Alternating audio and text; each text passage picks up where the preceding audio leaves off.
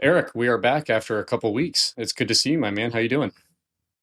I'm good. I'm good. It's been a crazy time in AI, which is a common story. We've seen a lot of movement. We'll have a longer episode coming in a couple weeks, but I think we wanted to get towards some listener questions we teased at the end of the last episode. Yeah, I'm really excited about this. So this is going to be our first AMA listener question episode. This is a new concept for us. We're curious to hear from our listeners if you enjoy this. If you do enjoy it, please leave a comment. Please send us an email and let us know because we'd love to do more. And if not, you can just ignore it and we'll go back to our regularly scheduled routine.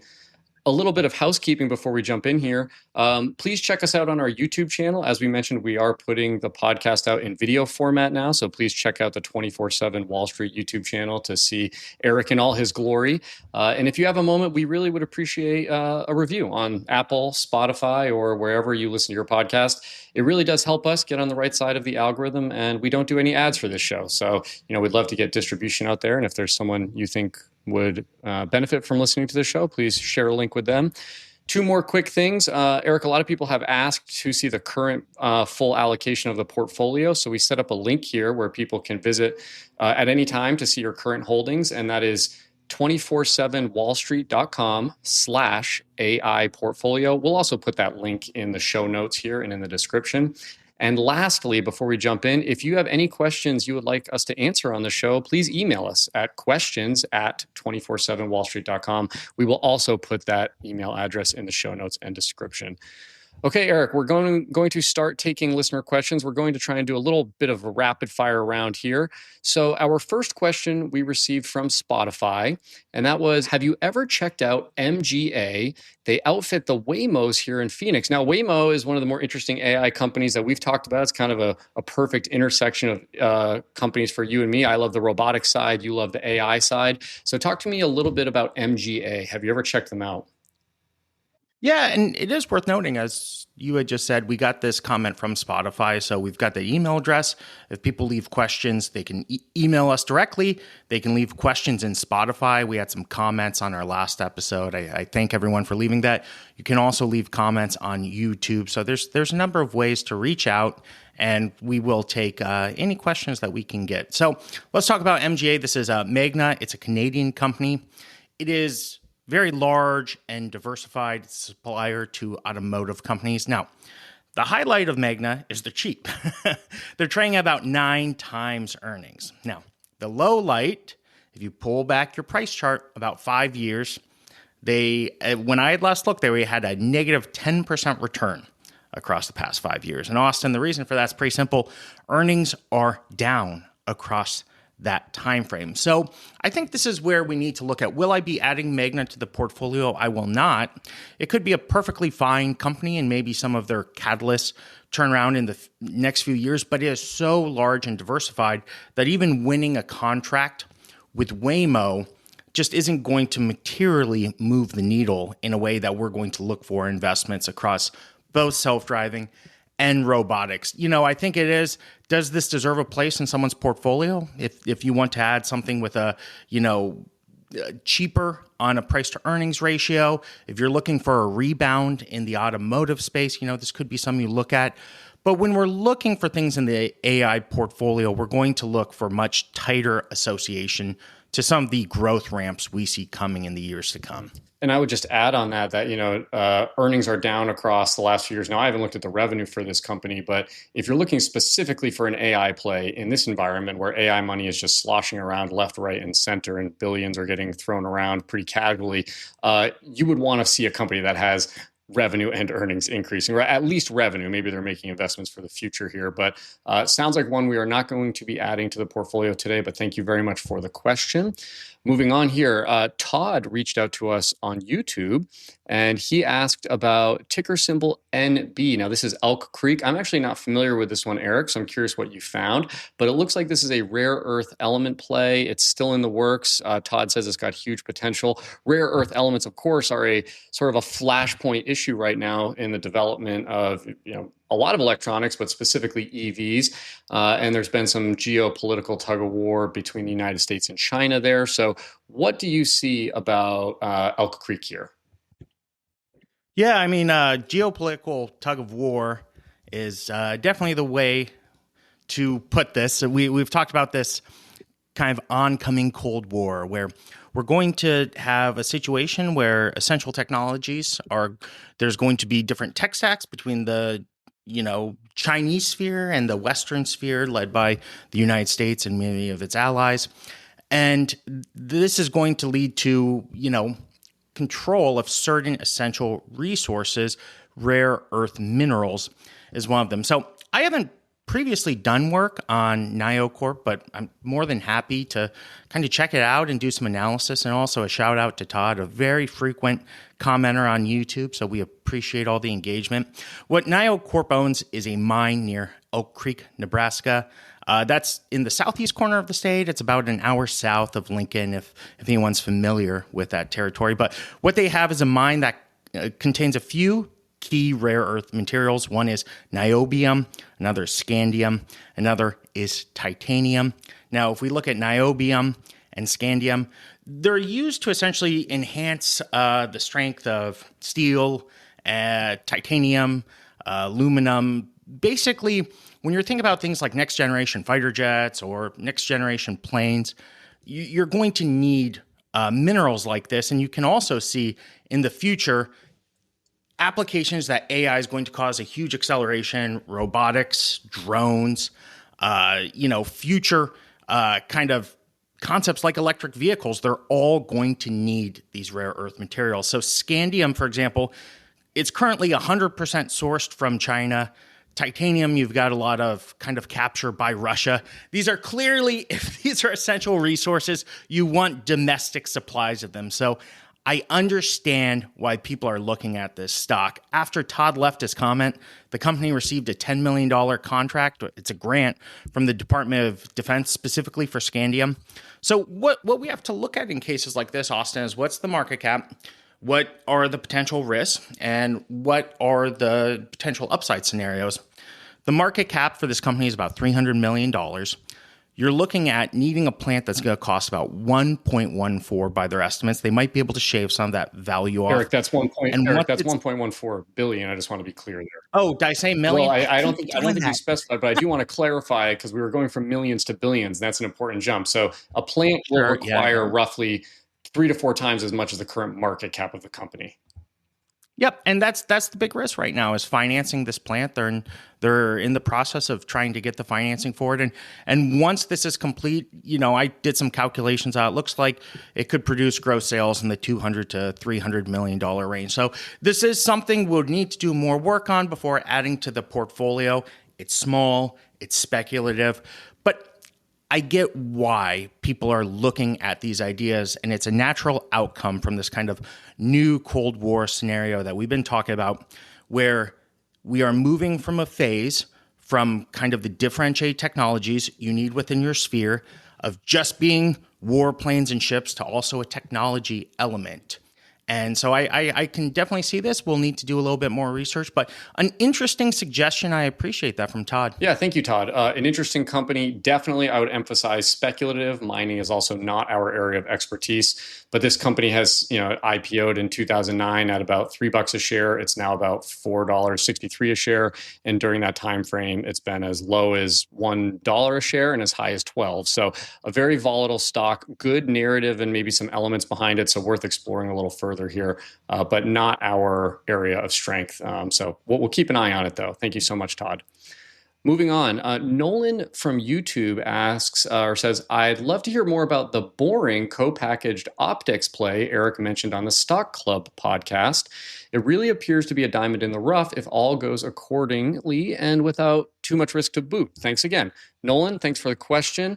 Eric, I think this stock is Himax, ticker symbol HIMX. What can you share with Nolan and our listeners about this stock? And also, Nolan, hey, thanks for checking us out on the Stock Club podcast. That was a cool episode with Eric, and appreciate you listening to him over there. Eric, what do we have for Nolan? Yeah, Himax is definitely a boring stock. I think he nailed it. It's a company that has a lot of sales to industries like automotive. As we've talked about in recent episodes, the automotive industry remains at a cyclical bottom. Semiconductors are inherently cyclical industry. One of the areas that remains depressed is automotives. And so if you can get a company trading at that cyclical trough with a potential catalyst. It's an interesting concept. Now, after Nolan had left this comment, Himax released earnings. They had traded up to $9.76 before earnings. Here's the negative. They are at $7.21 today because they issued fairly disappointing earnings. Now, here's the positive, and this is why this stock can be interesting. Its downside is probably in the $5 to $6 range. That's where it's traded in a relative range since COVID. So the closer we get to that kind of range is traded in, the lower downside I would put on the stock. The upside is still to come, and it's not really reflected in the kind of earnings disappointment they just had because the company is working on some engagements for co-packaged optics. It believes can contribute 9 figures, so that's $100+ million in the next year. Now, if your revenue, the revenue for 2025 is estimated to be about $800 million. So if you can get a 9-figure opportunity, that's very big. It's an accelerant for the company, and it could attract a lot of attention. So the bad news, the stock is down since this comment from Nolan. The good news is the closer to that $5 to $6 range, the more interesting this becomes as an opportunity. So I own just a little bit of Himax. It's something I've got. Just sometimes I buy stocks that I'm kind of interested in just to track. And as I noted, I'm definitely it's one that if it gets closer towards $6, it's trading at a little more than $7 today. I think it becomes a lot more interesting. Once again, if anyone's listening and saying, what is co-packaged optics? It's a new technology being pushed heavily by NVIDIA, heavily by Taiwan Semiconductor.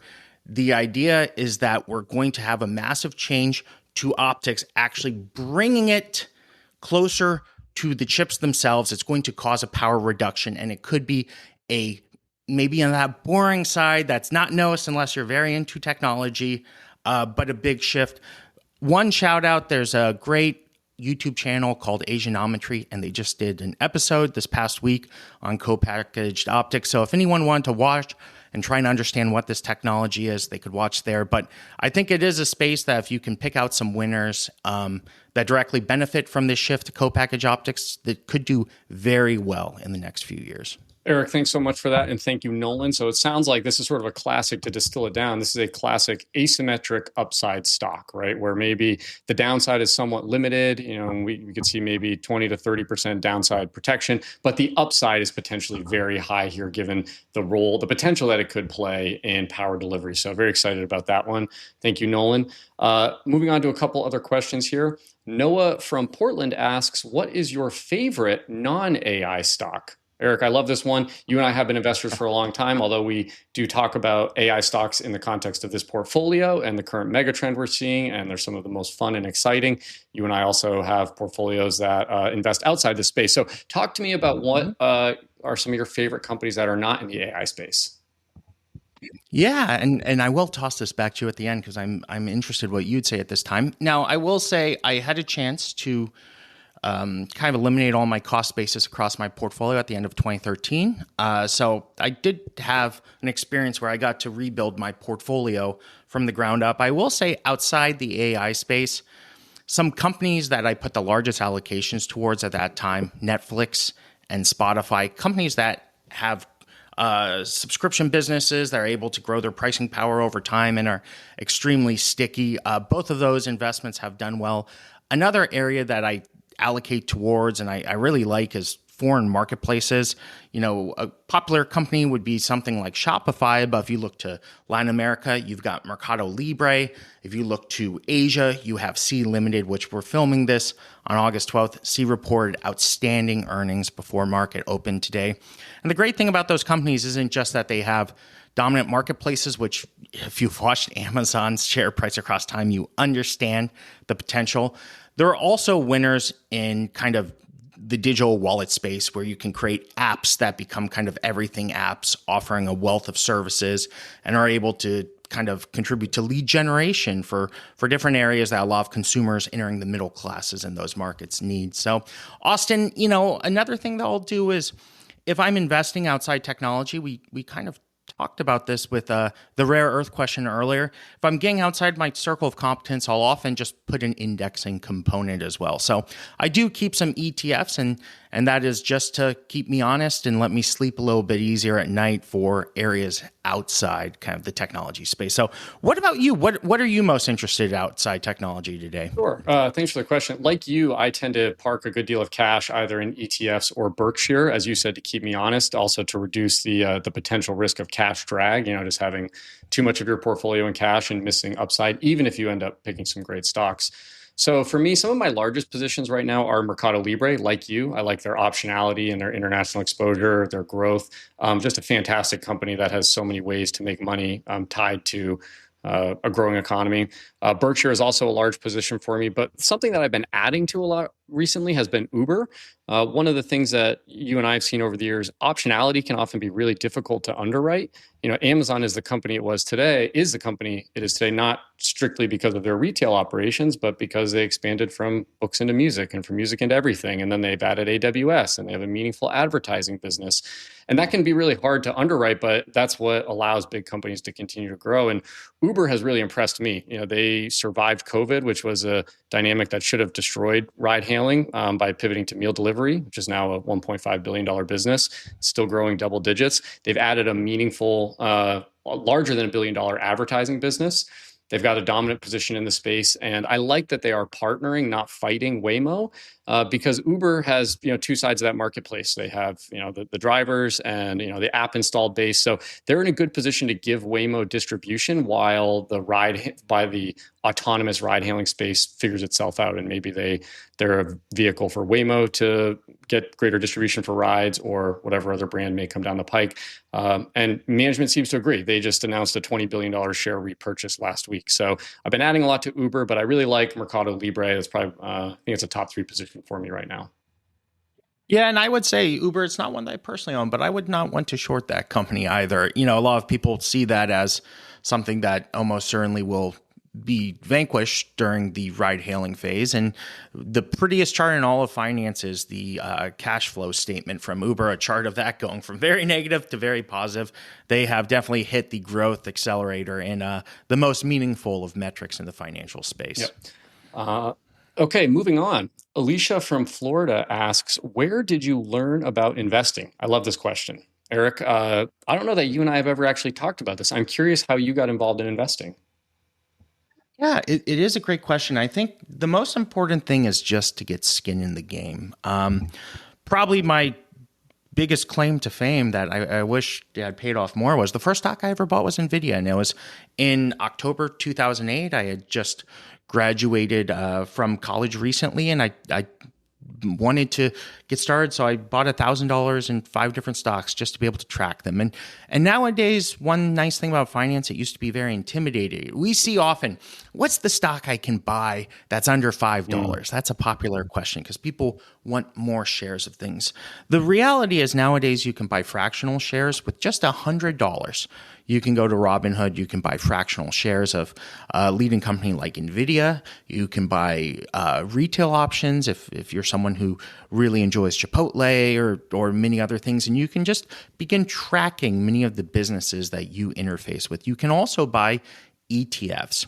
And I think for people being able to get that skin in the game, if you have that skin in the game, the longer you have it, it might be down in a year, it might be down in 2 years. But if you go through 5 years and you've bought a diversified portfolio, it's going to grow. And that's going to start building, kind of seeing firsthand the power of markets. Austin, we do this show specifically focusing on AI, but like the internet became the biggest trend that changed the world, and every stock became an internet stock in some ways. And companies that were internet stocks like McDonald's, you look at McDonald's or Starbucks, their businesses are now predicated on loyalty apps. So they adopted that technology.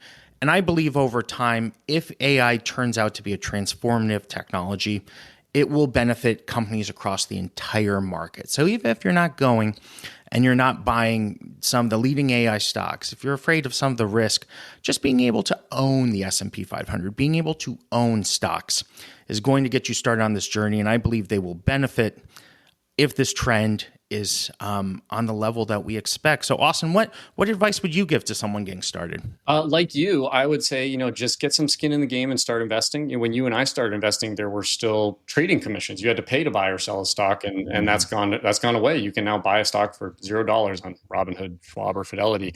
So yeah, just get started. Any dollar amount makes it interesting.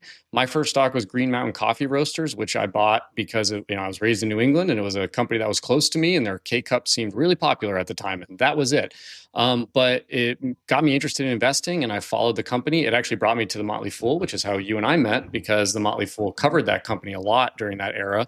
And it's fun to follow the story of a company and learn about them. And boy, I made a lot of mistakes on the way. But if somebody was getting invested, wanted to get invested today, I would say, just buy some shares in a company that you're interested in following. Stay humble, right? Listen to some other voices out there, because you're amazed at what you can learn when other people share their ideas, both for and against any company.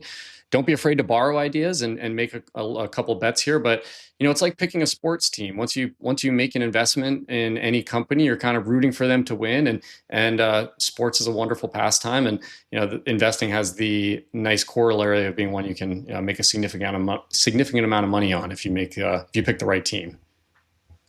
Yeah, it's kind of a wonderful world we live in, that you can succeed just by doing nothing and getting a share of what these companies do. I always laughed when people would complain to me about Ticketmaster prices. I would say, well, you can just go buy the company. If it is so unfair, right, you can actually just own it, right, and get the cut from this being so unfair. And it's a great point you brought up too about trading being free. When I started, main brokers were still charging $50 per trades, and you got to pay that on both sides. It was very intimidating if you wanted to buy $1,000 of stock, and we went down to $7, and now it's almost universally free to buy a stock. So that is a wonderful service that's happened, and it's been enabled by trends like the internet. Eric, I was actually going to add one little extra note here, which is getting children involved in investing. One of the things that we do with our kids that has worked really well for them and got them interested in companies, we give them an allowance every week, and any money from that allowance that they want to invest will match, but it has to go into an account that they can't touch until they're adults. So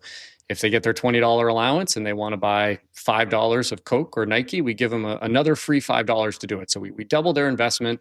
They don't always take advantage of it, but it's given them, small portfolios with companies they know and recognize that they want to win.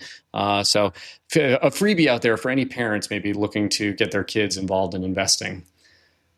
100%. So moving on, we have Brad from Arizona who asks, why isn't Alphabet a more interesting AI stock? It has the biggest sets of data, referencing Gmail, YouTube, obviously search.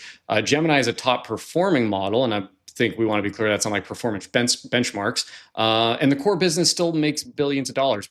Brad brings up a lot of great points here, Eric, but Alphabet is not in the portfolio. So why isn't it more interesting and compelling today? Yeah, it's a great question. If someone went back and listened to this podcast, they would see at the beginning, back in the fall of last year, I was very worried about Alphabet or Google. We'll just call it Google. That's a little easier. And I kind of have turned around on it as the show's progressed, and I am far more bullish on the future of Google right now. So it's not one I would be opposed to adding to the portfolio. We are going to be selling down Amazon and Meta. So some of the larger stocks we had parked cash in, we are reducing our exposure to that. But if you're getting started and you're someone listening to this and wanting to build some starter positions, I think Google is a great place to start. As was mentioned, they make a lot of money. Their search business is still strong. It actually exceeded Wall Street expectations over time. There are some competitive threats there, but those threats are also balanced by the fact that Google, they have a cloud business. There are three leading cloud companies in Amazon, Microsoft, and Google is significantly outgrowing Amazon in the cloud space because they had made a first bet into kind of courting AI companies. They also made a major bet building out their TPU. It allows them to run many of their AI models on custom hardware and chips that they designed for this purpose. That's been a very ahead of the curve concept from Google. And it's another reason that we own Broadcom in the portfolio. So we're winning from multiple dimensions thanks to TPUs. So they have a very strong cloud division. That's the third company in terms of market share, but one that is growing very strongly.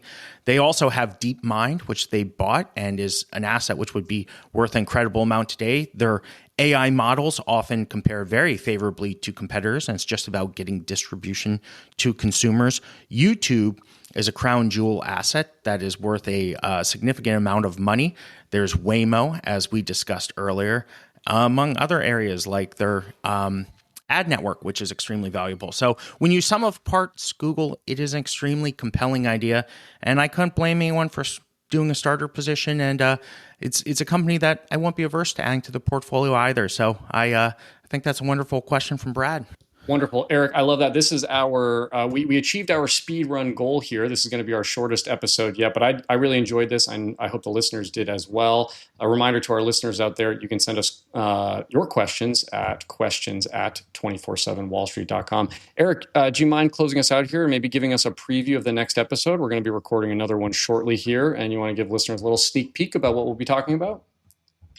Yes, as you know, this is a bonus episode. We want this to be a community. We want people to feel like if they have questions, they can come to us and get answers. I know we've talked about that since the beginning, but we've made investments. We're building out our YouTube channel. We have more resources to be able to answer questions in a more full-featured way like we did today. Now, I will say we'll be coming back with a regular episode on Friday.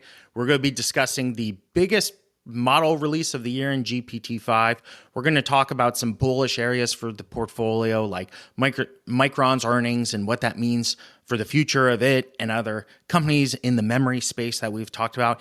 And I plan on making some purchases. There is a massive trend going on right now where software stocks are just getting shellacked left and right. We're going to talk about that, and we're going to talk about separating some of the winners from the losers in the space at what might be some very compelling values emerging. So, Austin, we're going to have a lot of news. We're going to have some buys. It's going to be a great episode. We expect that to drop on Friday. Love it. Thank you, Eric, so much. We'll talk to you then.